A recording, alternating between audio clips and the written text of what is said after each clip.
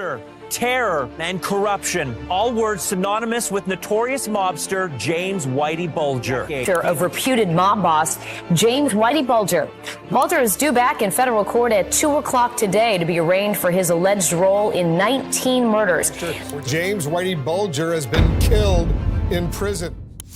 Santa Monica, June 2011, apartment 303. An 81-year-old man in a white t-shirt walks into a trap set by the FBI. For 16 years, he was a ghost, a name on the most wanted list right next to Osama bin Laden. When agents breached his walls, they didn't just find a fugitive. They found $800,000 in cash hidden in the drywall and a literal arsenal of 30 firearms. This was James Whitey Bulger. To the South Boston Irish, he was the neighborhood protector. To the families of the 19 people he murdered, he was a sociopath. But the real horror wasn't just his violence, it was his partnership. Whitey Bulger didn't hide from the law. He operated inside the law. While he was strangling rivals and burying them in shallow graves, he was a top echelon informant for the FBI. He proved that the most dangerous place for a criminal to hide is behind a badge. This is the one story of the most scandalous betrayal in American law enforcement history. This is the story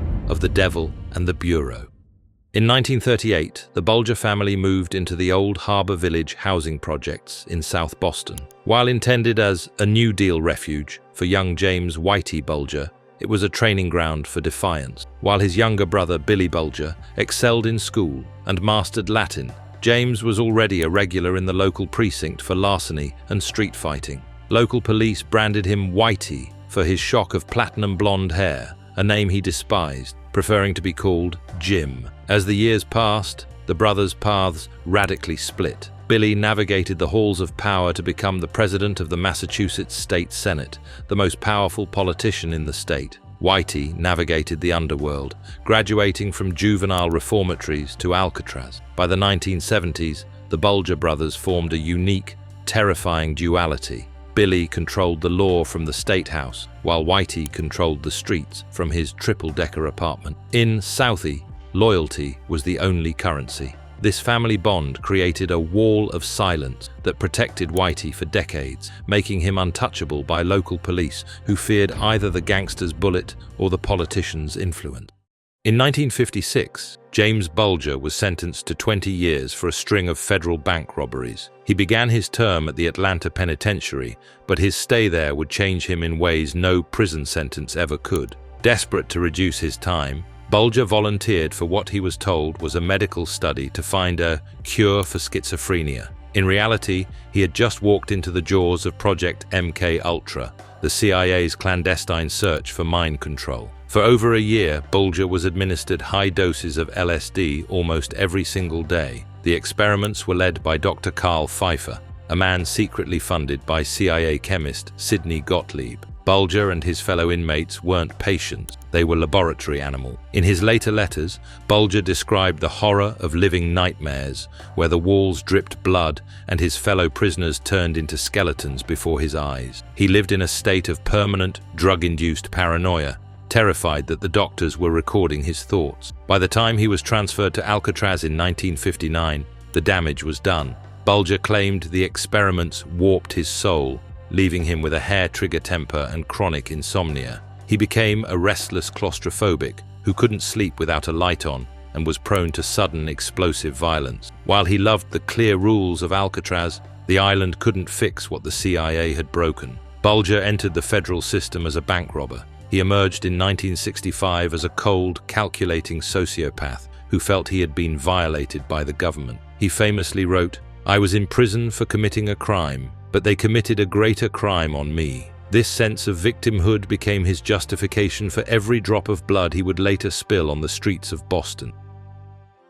When Whitey Bulger returned to the streets of Boston in 1965, he didn't just join a gang, he navigated a battlefield. The city was gripped by the Irish gang wars, a bloody feud between the Killeen and Mullen factions. Bulger started as an enforcer for the Killeens, but he was playing a much deeper game. After the leader, Donald Killeen, was gunned down in 1972, Bulger didn't just fill the void, he orchestrated a merger that left him at the top of the Winter Hill Gang. Unlike the Italian mafia in the North End, which relied on elaborate ceremonies and large families, Whitey's crew was a surgical strike team. He kept his inner circle small, men like Stephen the Rifleman Flemmi and hitman John Martirano. He didn't want a social club.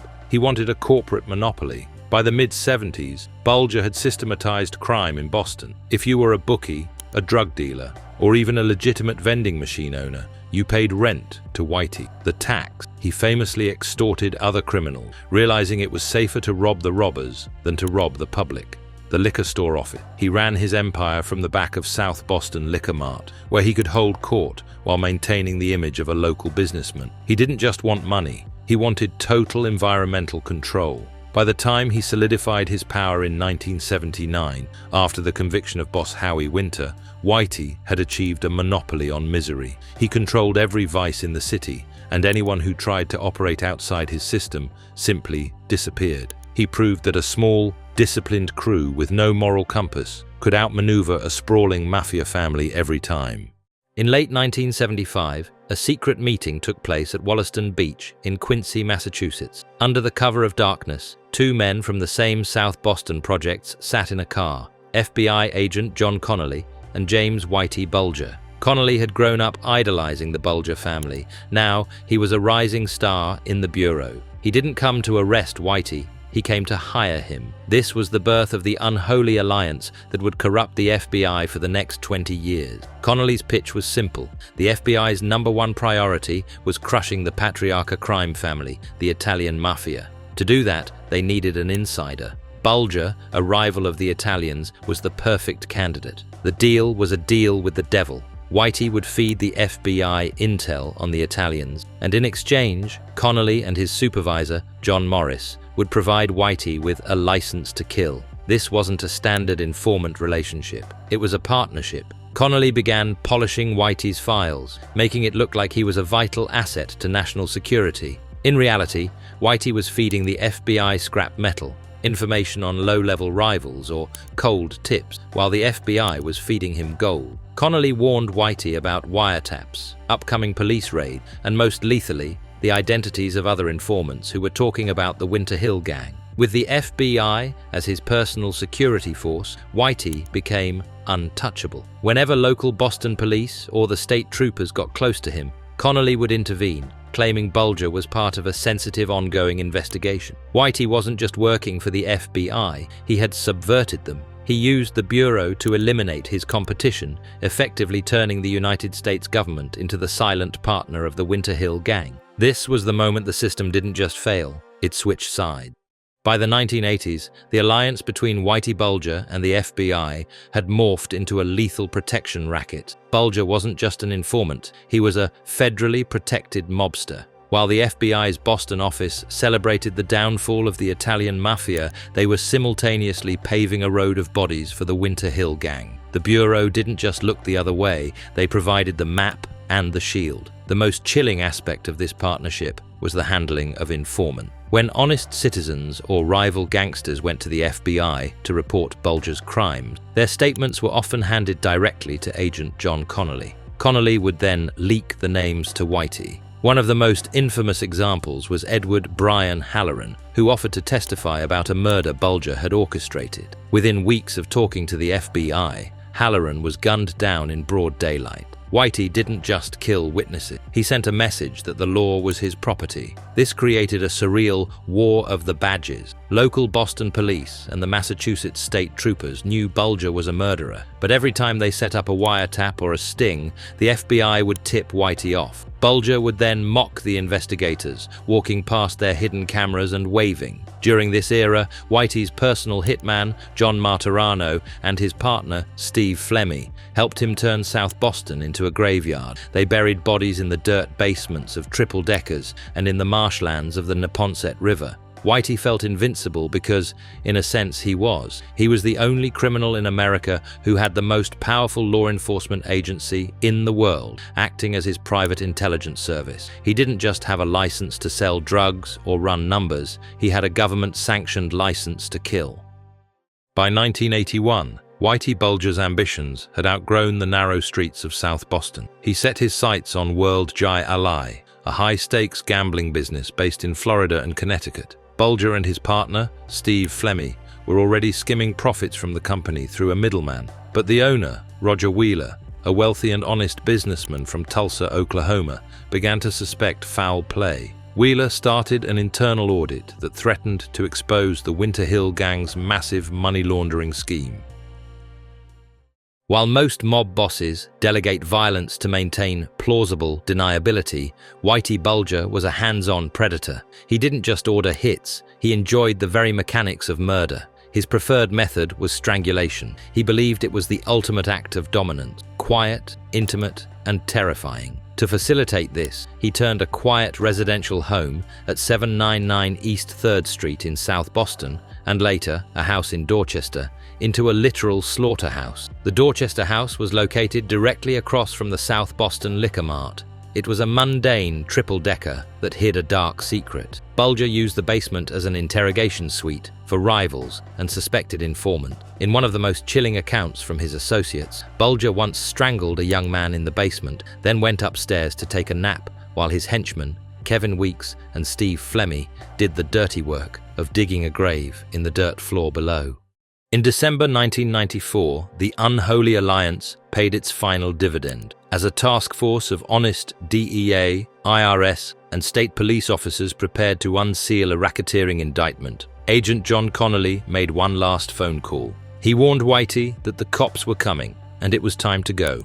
Whitey didn't scramble. He had been preparing for this rainy day for decades. He collected his girlfriend, Catherine Gregg, grabbed his pre-packed go bags filled with cash and false IDs, and drove out of Boston forever. For the next 16 years, one of the most dangerous men in FBI history transformed into a boring retiree. He settled in Santa Monica, California, living in a modest rent-controlled apartment just blocks from the Pacific Ocean. To his neighbors, he was Charlie Gasco, a quiet, elderly man who loved animals and kept to himself. While the FBI placed him on the 10 most wanted list, right next to Osama bin Laden, Whitey was living a life of disciplined invisibility. He didn't use credit cards, he didn't use the internet, and he never stayed in the sun long enough to get a tan that might change his complexion. But inside the walls of his apartment, the monster was still armed. When he was finally captured in 2011, FBI agents found over $800,000 in cash hidden inside the walls and a massive arsenal of 30 firearms, including handguns and rifles, taped into secret compartments throughout the small flat. The search for Bulger became a national scandal. While the Bureau sent agents to Europe and South America following sighting reports, Whitey was walking his dog past the local pier every morning. The man once considered the FBI's star informant had become its greatest embarrassment, demonstrating that the most effective disguise is not power, but invisibility. In June 2011, the longest-running fugitive hunt in FB1 history ended not through high-tech surveillance, but through a chance recognition. A neighbor in Santa Monica, who happened to be a former Miss Iceland, recognized Catherine Gregg from a CNN broadcast. She contacted the authorities, and within days, the FBI lured Charlie Gasco into his apartment garage. At age 81, the King of Southie was finally in handcuffs. The 2013 trial in Boston was a wake-up call for the city. For months, the court heard gruesome details of the 19 murders Whitey was charged with. His former inner circle, men like Steve Flemmi and hitman John Martirano, took the stand to describe how they buried bodies while Whitey took naps. The wall of silence that had protected South Boston for 50 years finally crumbled as the true scale of the FBI's corruption was laid bare for the public to see. The most striking part of the trial was Bulger's own defiance. He sat in the courtroom with a cold, piercing stare, rarely showing emotion. His only outbursts occurred when he was referred to as an informant. To Whitey, being a snitch was the lowest form of existence. He insisted that he never gave the FBI anything valuable. Rather, he had bought the FBI. In his mind, he was a master strategist who had used the federal government as a tool to eliminate his enemies and expand his empire. He viewed the relationship as a business transaction, not a betrayal of the street code. He refused to testify, essentially maintaining his wall of silence until the very end. He was found guilty on 31 counts, including involvement in 11 murders, and was sentenced to 2 consecutive life terms. He had outsmarted the government for decades, but time and the truth had finally collected the debt. Whitey Bulger's life ended exactly how it was lived.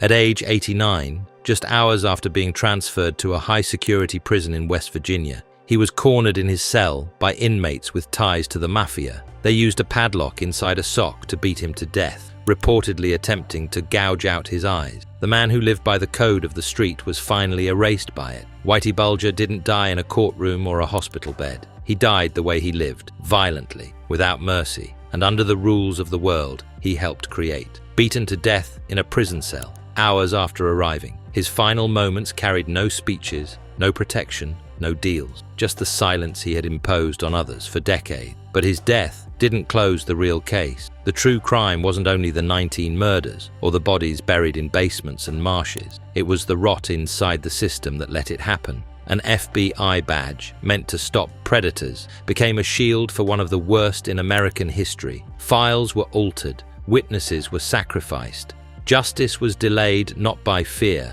but by loyalty, ego, and ambition. Whitey believed he had beaten the ultimate game, that he had used the government instead of being crushed by it. And for a long time, he was right. He didn't just corrupt agents, he exposed how fragile institutions become when results matter more than integrity. In the end, the street code he worshipped caught up with him. No informant status, no political connections, no immunity, just a concrete cell and men who didn't care who he used to be. The devil made his deal with the Bureau, and both paid the price.